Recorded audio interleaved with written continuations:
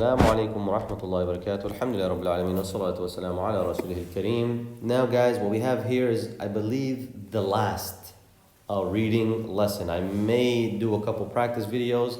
Unless I'm forgetting about something, I'm pretty sure you guys know every single thing you need to know about reading. Now, after you take the sukoon and the shadda, you literally could pick up a Quran and read with confidence, and there'd be nothing that you don't know how to read. We're going to make a video about the symbols in the Quran, so you can know, like, what are these random symbols on the page, what's going on, so you don't get confused. We're going to talk about them, inshallah. That's going to be the last video. And then, again, there's not going to be anything on the page that you don't know. No harakat, no letters, no symbols, nothing. You're going to know everything, inshallah. Now, we covered this before, I'll say it again. You cannot read or speak any language without vowels, okay? Like we said, CVR is not readable until you add vowels to make it cover, the O and the E being the vowels. So, sukoon means, or a letter that is sakin. Sukoon is just a symbol, it's called sukoon, but the letter is sakin, that's how you say it. So this symbol is sukoon. Sukoon. What is the letter? The letter is sakin, that's how you use it. But anyways, it means that there's no vowel. It is just the letter alone. There's no harakah. What is a harakah? Harakas are like vowels after the sound of a letter. So ba, that a sound that comes after, that is the harakah. Bi, I start with my mouth in the position of the ba, or fa, right? I start in the fa position and then I use the vowel. But if there's no sound after, what am I going to do? Am I just going to say and that's it? Am I just going to say l and that's it? Some letters you can, but for the ba, for example, how are you going to say the ba with no vowel? You absolutely cannot. You could put your lips together, nothing's going to come out without a vowel after it. So if you don't have a vowel after the letter, which is again what sakin or sukoon means, that you don't have a vowel, you don't have a harakah after the letter, on top of the letter, then you need the letter before it, okay, to be able to pronounce it. If there's no vowel after, you need a vowel before. Okay, I hope that is clear. I'm going to give you some examples. Now, sakin. Sometimes you have, this is in regular Arabic, you'd find this sukoon on top. In the Quran, however, anytime you see this symbol, that means you're not saying the letter at all. Whenever you see that circle, that means erase that letter from your memory. It's a silent letter. That's also one of the differences we talked about. Some letters are written but not spoken. Okay? Typically, you're going to see this kind of sukoon. This means that you're saying and you're pronouncing that letter. If you have a letter without a sukoon, it's still sakin, but it means something's going on here. You're doing idgham, or this is a harf med, or this is a lam shamsiyah that you're not saying. Something's going on here. Maybe ikhfa. There's going to be something going on here. That's why there's no sukoon on there. Every letter in the Quran needs a symbol. It needs a sukoon, it needs a fatha, kasra, dhamma, it needs something. If there's nothing on it, that means there's some kind of tajweed rule you're doing. You're not going to pronounce that letter fully. That's what that means, but we'll cover that later. Okay, like I said, when you have a letter that is sakin, you cannot say it by itself. You need the letter before it. I put X as in any letter. You need the letter before it to jump on top. How do you jump on top? Using the letter before and its harakah, its vowel before it. So if this was another fa, for example, and we took the fatha, we would say faf. Okay, if it was a lam with a kasra, we'd say lif. Okay, if we took a mim with a dhamma, we would say muf. Okay, so we need the letter before it to jump on top. So when I open up the Quran, you find a second letter? No, I need to look at the letter before it in order that I could jump on top of this letter. I hope that is clear. Okay, that is a second letter. I think it is pretty simple. All you need is just some practice on it and you guys would know it really well. Okay, now for the shadda, this W looking symbol here. This shadda means that you have literally two of the same exact letter. So if you had it on top of a noon, you would have two noons. The first noon, because we're going right to left, the first noon is sakin, the second noon takes the harakah.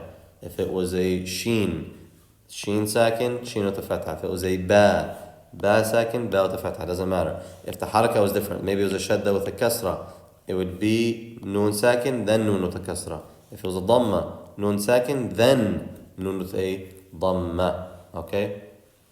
And since this is sakin, since we're saying the shadda has two of the same letter, and the first one is sakin, then that also means we need a vowel before it. We cannot say it by itself. So the sukoon and the shadda are the same thing. If you have a sukoon or a shadda, you need the letter before it to say it. Like for example, if I wanted to tell you what this even sounds like, I have to bring a letter before it. I have to say anna, or any letter, benna, or finna, for example, right?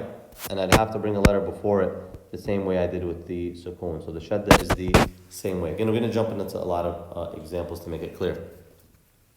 Okay, so here I have a fa that is sakin. Okay, I see the sukoon on top. Sometimes, you don't see the sukoon, and that means there's some kind of tajweed rule. But here I see the sukoon on top. I cannot say this by itself. I need this to jump on top of it. I'm going to say F. Same thing here. This meme is second. I need this to jump on top. Rum. Here. Lih. Here. Sash. Okay, and I hope that is clear. That's how we jump on top. F. Rum. Lih. Sash. Okay. Here we have the shadda letters. We're going to say Abba. Abba. I cannot say the shadda by itself. I need the letter before it. Why? Because the first letter in the shadda is sakin, just like these lessons. Abba. Here we say nizza. Nizza. See how I don't use the word hold for shadda. Two zas. Niz. There's the first za. Za. There's the second za. Nizza. Nizza. Bus. There goes the first sad. Su. There goes the second sad. I'm sorry, ba. Belsu. Belsu. Here we have killi. Killi. You hear two lambs? Killi. Here we have winna. Winna. And noon and meme, they're special. We actually hold it longer. We say winna. Winna. We'll talk about that later. Okay? Here we have Mo Hamd is the best. I hope you caught on to that joke. Okay, so quick test to see if you guys know how to say the second letters. Actually, what I'm going to do is I'm going to open, I hope I don't have anything open up. Okay, good. The Quran. Alright? And we're just going to screenshot this page and we're just going to find second letters and see if we know how to pronounce them, or Mushadad letters. So here, for example, very good example. This is actually the same page I did before. Let's find a different page. I did this page already. Okay, let's go here. You should be able to know how to read everything on this page. Okay, so here we have fa, ka, with the harf mad, na, fakana. Here we have that mini alif we're treating like a regular alif. Aqi, ba, ta, hu, ma. That's what good line means we're going to extend. We have a shadda here. We can't say it by itself. I know I need this hamza to jump on top. Anna. You said the shadda. Again, for the noon and meme, the special, we're going to hold it. Anna. Or we're going to take that in our tajweed lesson anyway. Hu, ma, the harf mad. Okay, here what are we doing? This is something we're going to learn later. But just so you know, we say finnari. Lam, if it doesn't have a sukoon on top, you're not going to say it. Like we said, there's something special for that to be sakin. We're actually going from the fa straight to the noon. Finnari. But we'll talk about that later in a reading video. Here we have kha, li. Sakin letter. And that's a special letter. Who remembers what a ya sakin before it's a fatha is? It's a harf mad. It's a harf lin. We say day. Khali dayni. Fi, we have a harf mad. Fiha. Okay, now I'm really only going to focus on sakin letters or mushaddad letters. Here's a mushaddad letter. This lam, we're not saying it. We're using the hamzat wasl to jump on top. Al-dha. Al-dha. There you go. Al-dhalimin. Here we have this ya, again it's mushaddad. We can't say it by itself. We need this hamza to say ay. Then I can say you. Ay, you. We have two yas. Same thing here. Al-la. Al-ladina. Here we have, there's a kasra on this hamzat wasl. We're going to say itta. Itta. Let me try to find sukoon. There's a sukoon. Here we can't say this fa by itself. I have to say nafsun, nafsun. Okay, ma.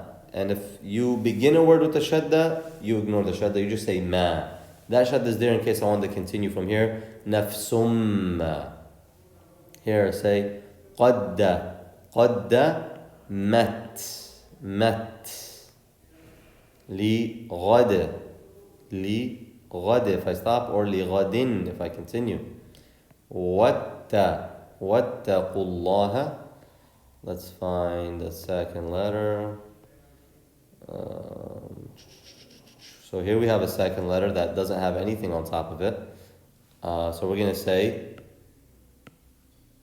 fa an sahum. We're going to learn that tajweed. Again, there's something going on here that there's no sukoon, and there is. We're actually doing ikhfa. Fa an sahum. But again, we're going to learn that later. And fusahum, same thing. Let's see if I can find the second letter. Here we go. How are you going to say this? You're going to use the ya to jump on top of it and say what? Yes. Very good.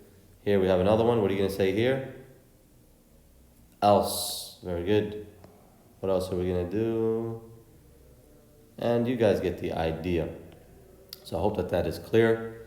I hope you guys are enjoying this class and you're becoming better in reading and you're implementing the reading that you're learning within the Quran. Now you can start picking up the Quran and just practicing for yourself. These are training videos. You can pick up the Quran and just start practicing yourself. Even if you're making mistakes, don't worry about it. Just getting familiar with the letters and the harakat and the way things are is going to help you tremendously. And of course, we need to learn how to read before we even ever start memorizing anything. So learn how to read so the memorization can be smoother. Jazakumullah khairan. This is one of the last videos. We have one more important video, that being the symbols. And then after that, maybe just some practice stuff. Assalamu alaikum.